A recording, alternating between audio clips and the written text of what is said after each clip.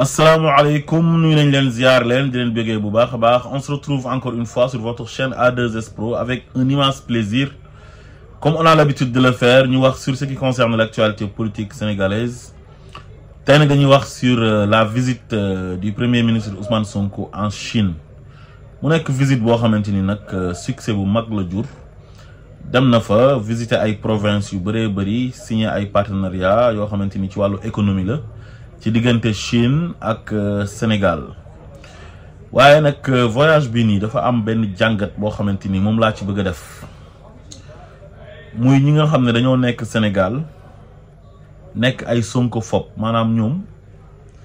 benn doomi aadama lañ amal problème ci seen àdduna muy Ousmane Sonko ñu bañ ko bañ goo xamante ni dafa jéggi dayoo ba àndatuñoo ak seen sago fu mu nekk nii. te ndeysaan xamuñ sax na ñoom mbañeel gi ñu bañ Ousmane Sonko dafa leen di ridiculiser dafay yokk sax seen ay ennemis ñoom dañuy dem ba Sénégal dootuñ fi jarati dara man dama jàpp ne un vrai patriote su fekkee da nga bëgg sa réew sa premier ministre wala sa président bu génnee dafa dem ngir intérêt wu sa réew yow parce que bañ gi nga ko bañ kooku leneen la yow ak moom la waaye réew mi yoonam nekk ci loo bañ nit su demee ngir intérêt wu Sénégal yow war nga mën a fexe ba wax ju rafet ngir intérêt wu Sénégal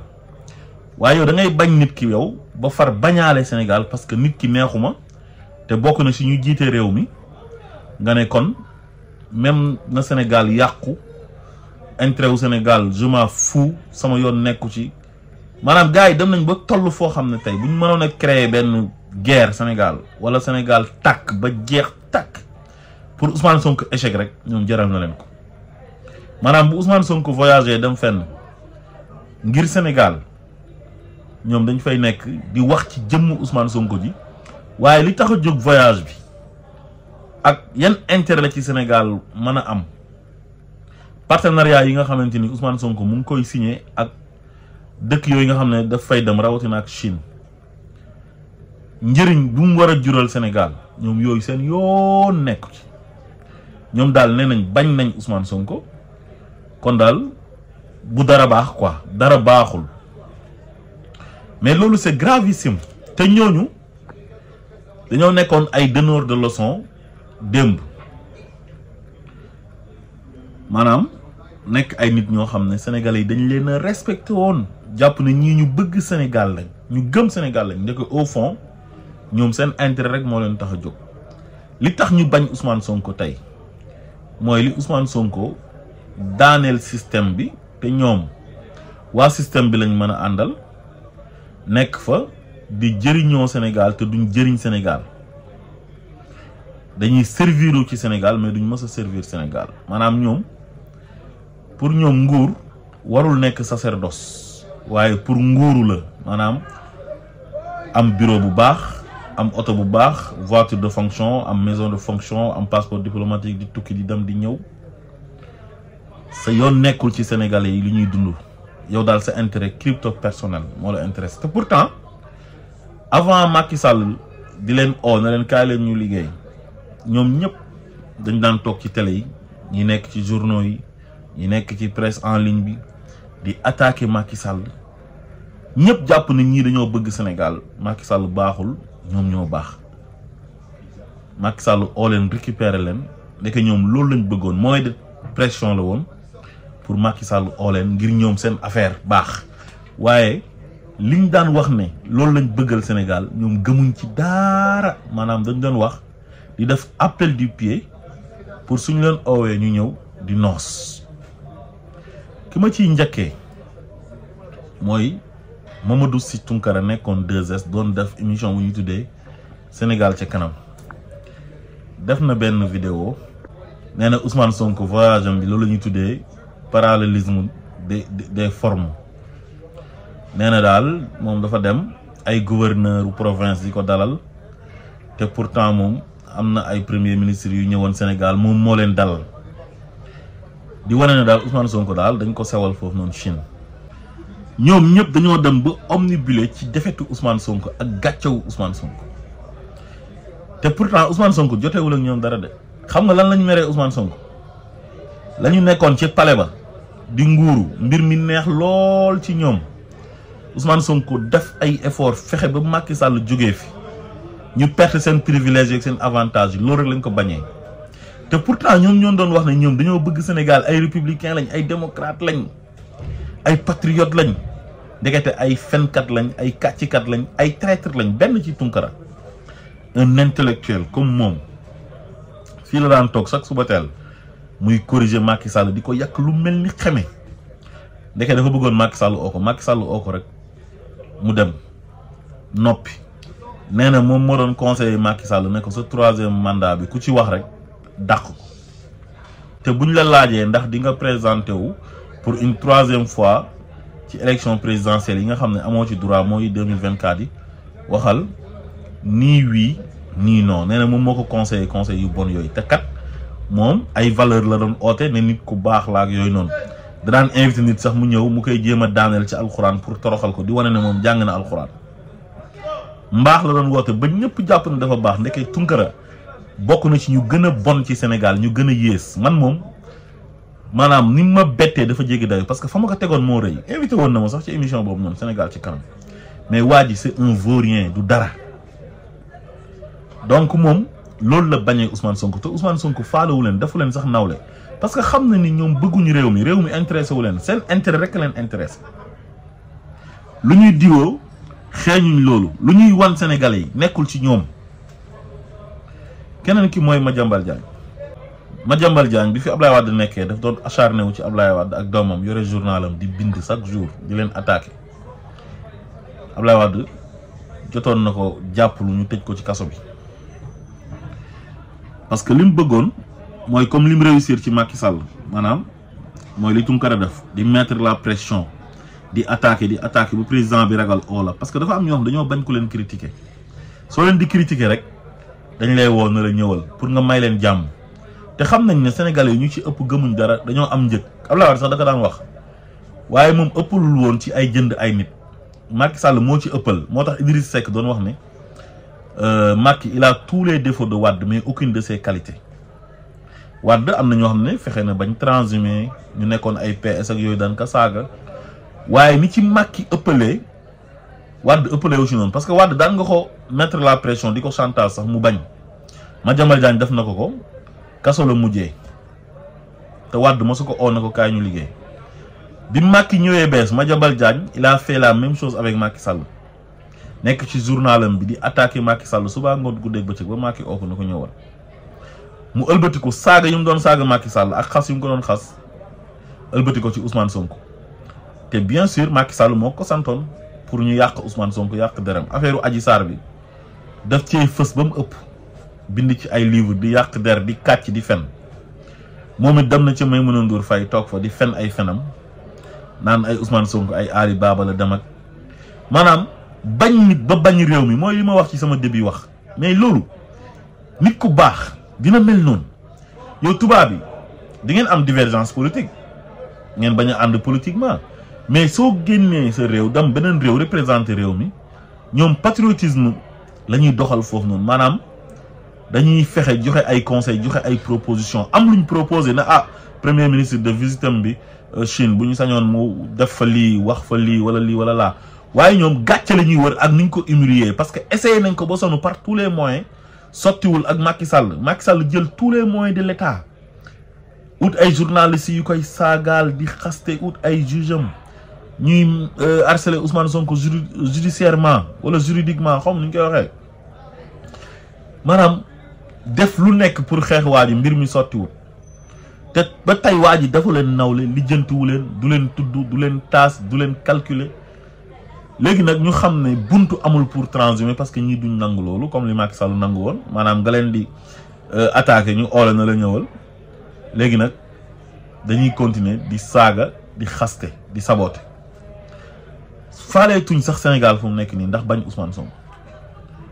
moo tax kenn faalewu leen kenn lijjantiwu leen ñoom amul kenn ku leen respecté Sénégal amul kenn ku leen def nawle Sénégal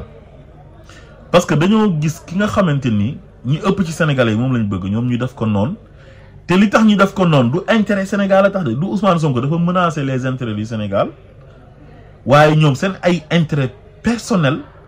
la Ousmane Sonko menacé woon ñu bokkoon ci xeex bi Ousmane Sonko ñëwee ñu perte lépp amatuñ benn opportunité pour am ay privilèges ak ay avantages comme Macky Sall nu mu leen ko yombale loon léegi nag ñoom seen intérêt lañ jël weccee ko ak intérêt wu Sénégal ñoom yow tey nit ki mën ngaa jotee ak moom mais dañ naan sama diggante ak moom la waaye yoonu Sénégal nekku ci mais ñoom seen jotee ak Ousmane Sonko gi bañ giñ ko bañ dañ see boole waale Sénégal te loolu c'est gravissime ñoom xamuñ sax lu ñuy def ay ñoom Babacar Fall nekk journaliste boo xamante ni day jël position di attaquer Ousmane Sonko di xaste di wax ay wax yu ñaaw ndax reewaande ak xamadi parce que ñoom it seen groupe de presse bi amoon nañ benn avantage ak privilège ci Macky Sall dégg naa sax dañ leen daan fayal salaire parce que léegi ñu ngi am problème mu salaire ba seen animateur bu Pape Cheikh Diallo génn ne toog na 2 mois fayuñ leen moo tax dematu fa léegi nag ñoom lu ñu amoon ci Macky Sall amatuñ ko te ñii duñ leen ko may ñii biñ ñëwee dañoo arrêté sax convention yi pour xoolaat ko jàngataat ko xool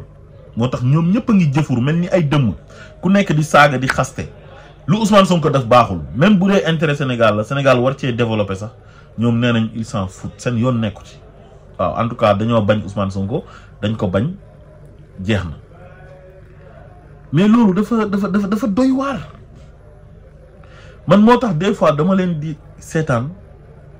ndeysaan dama leen di yërëm la woon moo woon ni yore sa journal wala yore sa rajo wala yore sa télé di attaquer nguur gi pour bëgg ñu abdiquer oola na la ñëwal sedde na la kaay bàyyil di ñu attaquer ah yow sa waay yaa ngi ñuy attaquer rek yaa ngi ñuy xas rek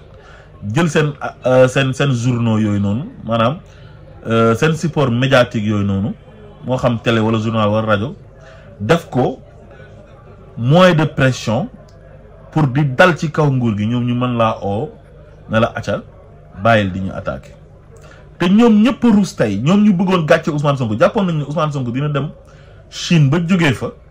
te du gisanteeg le président de la République bu Chine waaye léegi gis président wu Chine lan la ndax dafa jomb Ousmane Sonko wala déet te président wu Chine bi dafa tàgg Ousmane Sonko ne ko xam naa ne nit ku influent nga ci sa réew yëg naa lépp parce que ay président lañ dañuy am ay renseignements généraux am nañ fa ambassade am lépp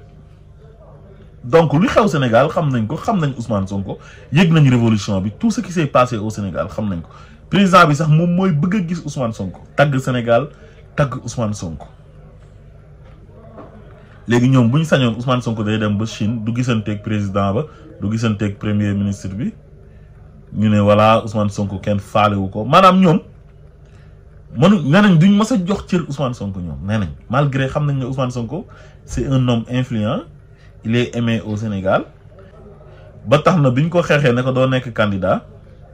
moom candidat yam sax moom moo mujj gagné moom la Sénégalais yi voté parce que loolu mooy wane ne Sénégalais yi moom lañ bëggoon a fal Ousmane Sonko dem élection législative ñu jox ko 130 députés malgré loolu yëpp ba tey nee nañ duñ nangu ñoom nee nañ duñ toog mukk di nangul Ousmane Sonko maanaam ñoom nee nañ daal il faut que ñuy defante ak Ousmane Sonko di ko wan ne ko dañuy defante ak yow faale wuñ la te Ousmane Sonko du leen sax déglu lu ci gën a garaaw mooy lu ñuy wax yëpp Ousmane Sonko du ci dégg dara faalewu leen lijjantiwu leen maanaam àdduna du yàgg ba mu def leen nawle parce que ñoom c'est des pourritures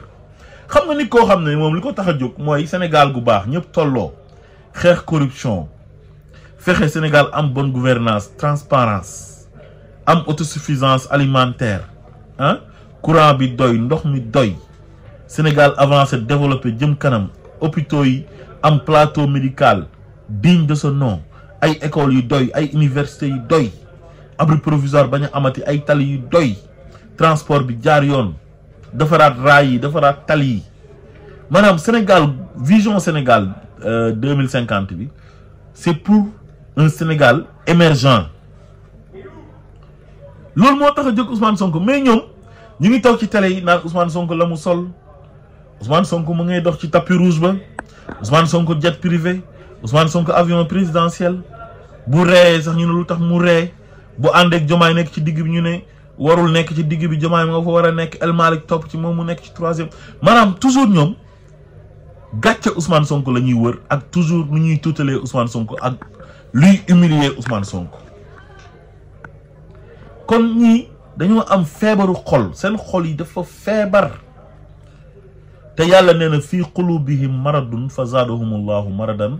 wala hum azabun alim bima kaanu yakzibun nee na seen xol yee feebar yàlla yokkal leen ca feebar ndax li nga xam ne ñu ngi ko doon fàgg ba ñu nekkee ca àdduna parce que yàlla dafa dogal ci nit dara ñu ne duñ ko nangu di contester li yàlla dogal mu nekk nag lu méttee métti parce que à chaque fois bu ñuy def loolu rek ñoom il se ridiculise te ñoom xamuñ ko dafa mel duñ ko xam parce que li leen koy yóbbee